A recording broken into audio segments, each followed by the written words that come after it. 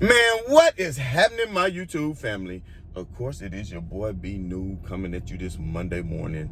I hope everybody had a wonderful weekend, had some time to spend with your loved ones, those that are near and dear to you.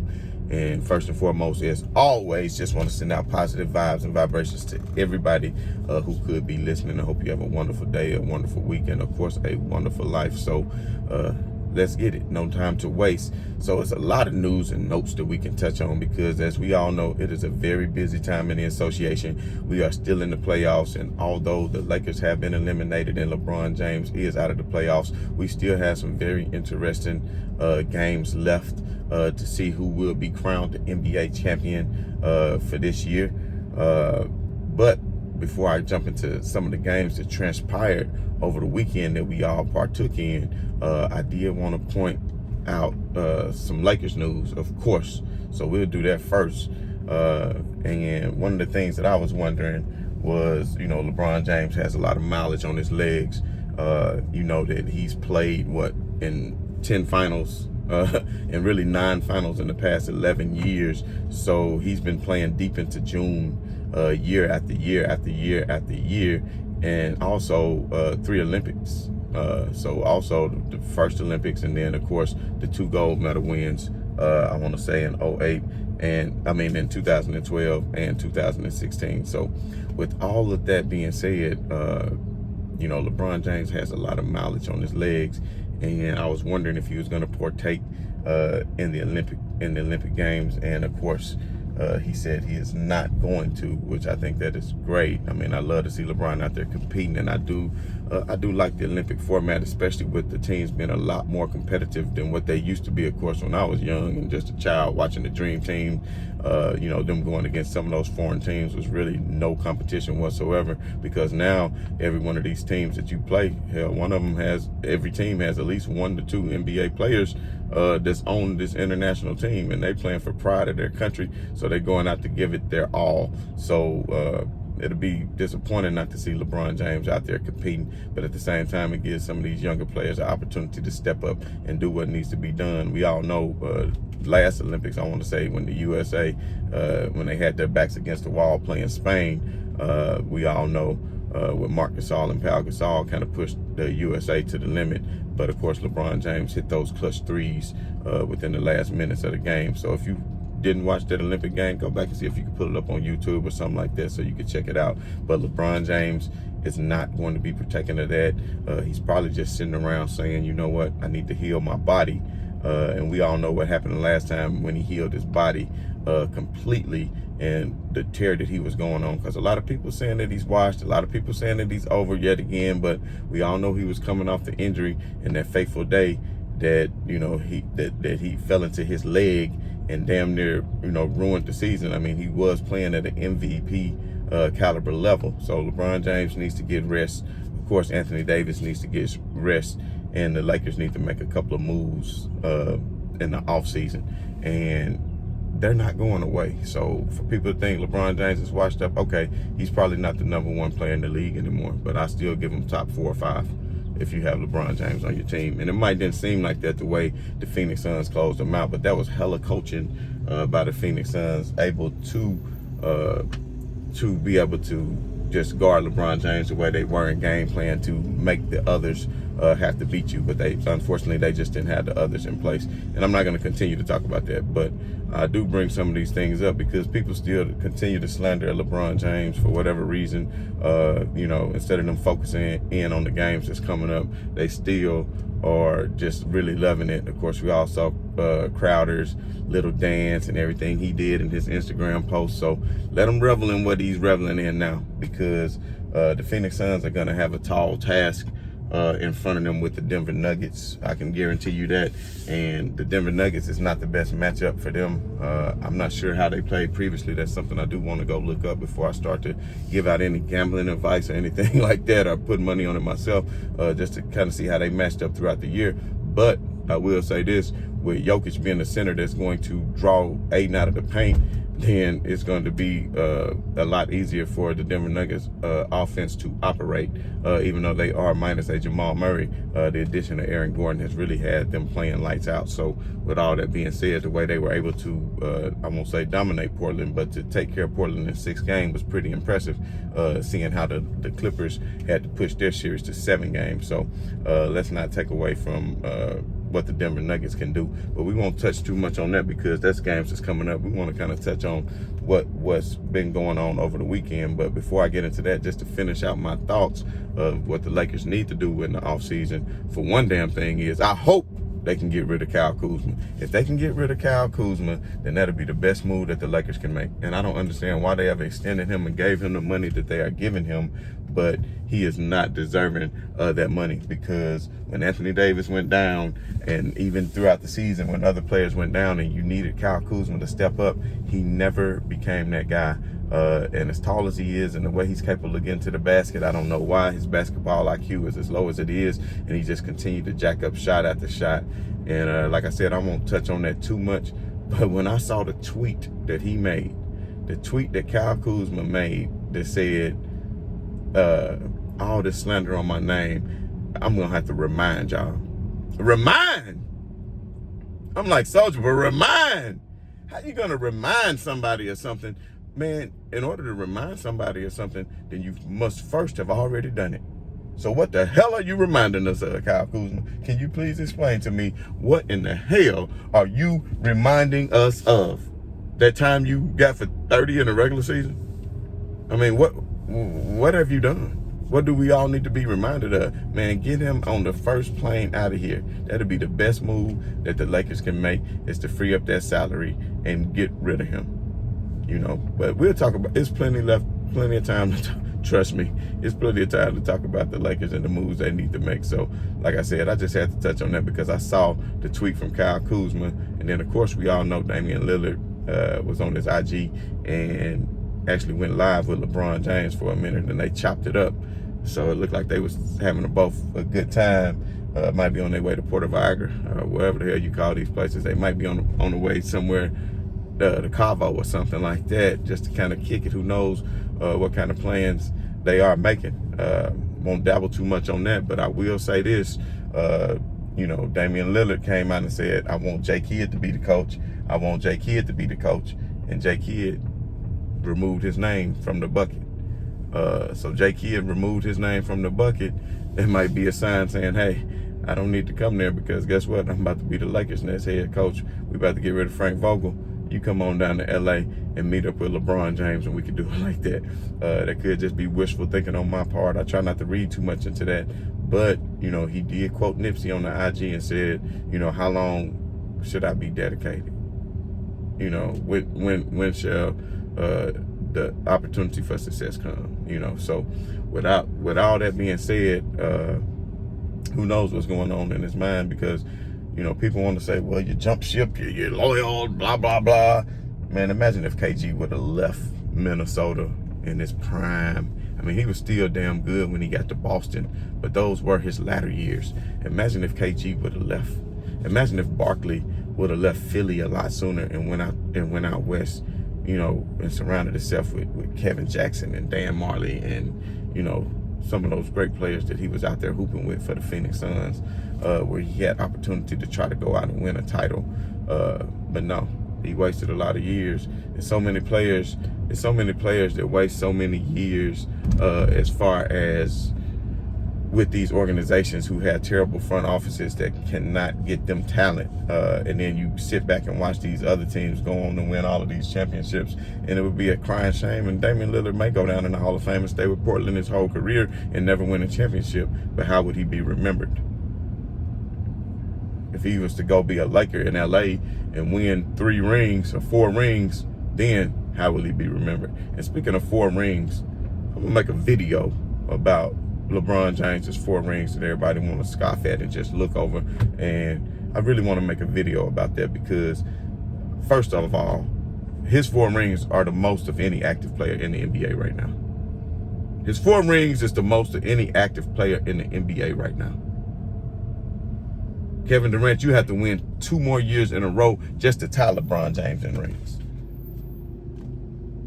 Steph Curry, Draymond, you one behind LeBron. And it might be a minute before you ever get another ring. It just depending on Klay Thompson's health and how that all plays out for you. But there's a lot of young guns in the West just waiting for the opportunity and the challenge to go up against a Golden State team. Oh, and I did want to touch on this. There's rumors swirling around in the Lakers organization that they're going to be looking to target Kelly Oubre. I don't think that's necessarily a bad move, especially if they don't re-sign Drummond, because Marcus Gasol is not making hardly anything, and he's still under contract. And of course, I know they're not going to trade him away because nobody's going to want him. But that could be a good thing to have a Oubre and a Gasol as far as the big men on your team. But damn it, y'all, I keep saying that I wasn't going to keep talking about the Lakers, so I'm going to go ahead and move on and talk about some of the other series we saw over the weekend. So we did see Kawhi Leonard shut out the Dallas Mavericks and do what he had to do in Game 6 and Game 7. And he did what was expected and what should have been done prior to that series going that far. But I think that was good for the Clippers to be able to have a series like that was a dogfight, because that's going to get them mentally prepared, especially them having been up in series and then giving away series and losing in those series. So this right here is going to give them a more mental fortitude for them to be able to go out and to maybe beat the Utah Jazz, which I need to check on the status of Mike Conley. So if anybody knows the status of Mike Conley, put that down in the comments, because to be honest, the way the Utah Jazz were making shots against the Memphis Grizzlies, and all year for that matter, just being one of the most effective three-point shooting teams in the history of the league, I just don't think, I just really don't think that the Clippers can beat them in the 7-game series if they hit like that, because you can play good defense. You can do your best to run the team off the line and make them uncomfortable. But Utah Jazz just have skill from beyond the perimeter to where they splash a lot, and they get it going on from the perimeter. So you just never know. And it's been a very long time since the Utah Jazz have been in the finals, and I know their fans are itching for that. So I think the Utah Jazz and the Clippers is going to be an excellent series. But if the Clippers let their guard down like they did against Dallas, then they in for a big wake-up call. And I will tell you this, the Utah Jazz is a lot better team than the Dallas Mavericks, because you saw Luka Doncic trying to put the whole team on his back. He was getting some help from the role players, but when it really mattered, he was not.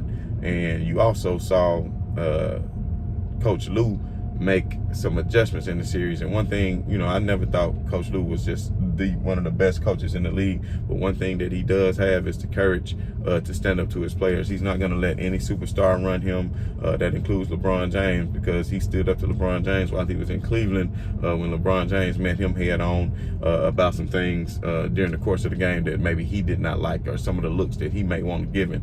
But Tyronn Lue always stuck hard in what he wanted to do. So with all that being said, just like, he took Pat Bev out the game. He didn't use Pat Bev because, he let other young guys step up. He let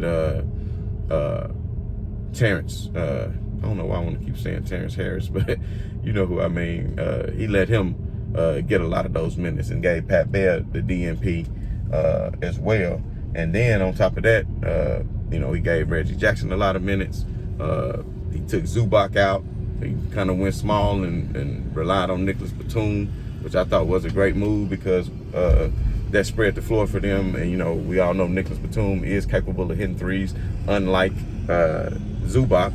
And that's the kind of coaching that the Lakers quite honestly needed when they went out, because Frank Vogel was scared in the whole damn series to sit Drummond. He finally did it in the last game, but then you did it with a detriment of putting AD out there with Marc Gasol instead of maybe starting the lineup with Gasol and Morris, or Gasol and Kuzma, whoever the hell you want to do it with. But that's who you should have been going with, so you could spread the floor. But he never made those adjustments, and that's why he doesn't deserve his position. And he created, I feel like, a lot of things in the locker room, with the unhappiness of Montrezl Harrell and other players, especially Drummond, with all them making all these different cryptic tweets. So they went from a very good locker room with a lot of people that were, together harmoniously as far as getting along personality-wise and basketball-wise, to a discombobulated locker room. And that right there falls on the coach, because if you decide to go 8 deep or whatever the hell you want to do, like the way Phoenix did, I mean, there was players who weren't getting time, who got time during the season, like Saric, but they made a decision that this is who we're going to go with. And then the thing about it, once they went 8 deep, what did you do? You kept making all kind of adjustments, not knowing what to do. I mean, no player averaged over 20 minutes other than Anthony Davis and LeBron James.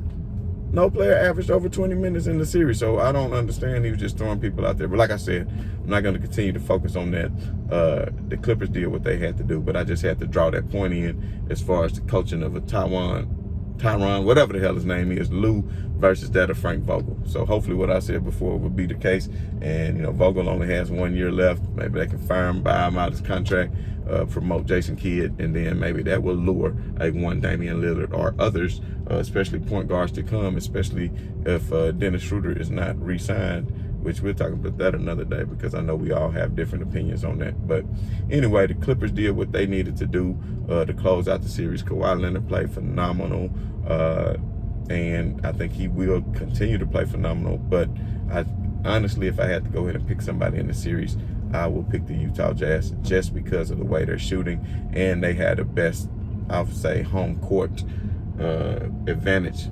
And I don't say that merely because of their crowd, but because of the thin atmosphere in which they play. It's similar to Denver. And you notice Denver is still in this too. So Denver's going to have some good home cooking as well against Phoenix. So I'm looking forward to both of those series in the semifinal rounds of these playoffs.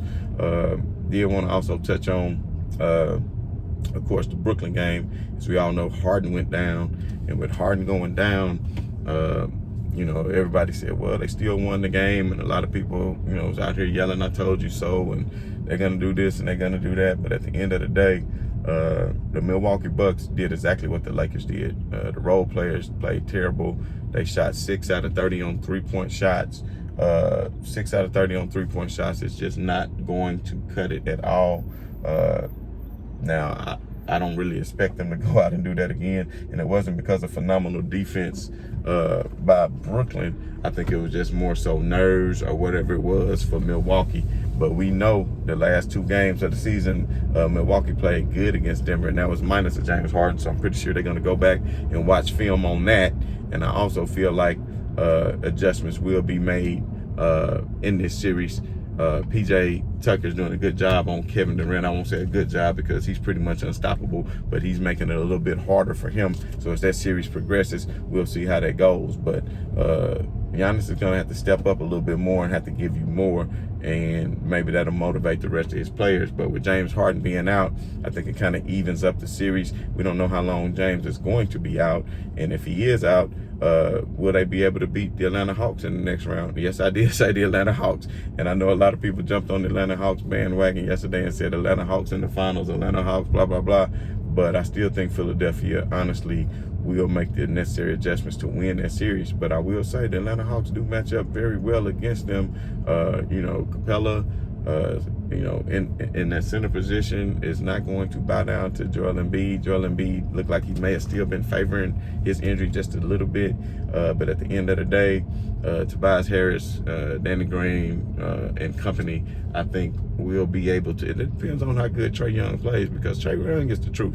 And now you can see, a lot of people said Luka Doncic was better than Trae Young, and who got the best of it. I would say it's damn near even, because both of them are leading the franchise, but Trae Young is in the East, and it's a little bit easier to move on when you are in the East versus when you're in the West, especially when you in the first round, because the New York Knicks, as we all know, is definitely not the Los Angeles Clippers, and that's who Dallas went against in their series versus, the Knicks, who were a 4 seed in their series. So we can still see that the West is a little bit deeper. The East may be a little more top heavy, but at the end of the day, if I had to pick somebody in that series, I'm still going to pick Brooklyn, because I just feel like Kevin Durant and Kyrie Irving offensively bring so much to the table that unless Middleton and Holiday step up and play lights out, then there's no way they can win. But if they actually step up and play better, then I think they can win that series. So,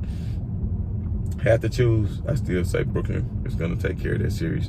And if Harden doesn't come back, I think Brooklyn will struggle mightily against the Philadelphia 76ers, who I'm still picking to win that series. But also, if James Harden can come back and be healthy by the finals, and they play probably, I'm just leaning Utah Jazz right now, y'all. I'm just leaning Utah Jazz right now. Then that would be one hell of a series. But we shall see. There's still a lot of basketball left. I'm just, out here. It's hard. You make these picks before series. It's a lot different than actually watching the games play out, and then you can kind of get a feel of the adjustments that's going to be made. But at the end of the day, there's a lot of basketball left to be played, a lot of basketball left to talk about, a lot of things to talk about in the offseason. But I don't know if y'all saw the fight yesterday. I might need to make a whole nother video about that, about the Floyd Mayweather fight. But I feel sorry for anybody who spent money on it, but it was exactly as I predicted.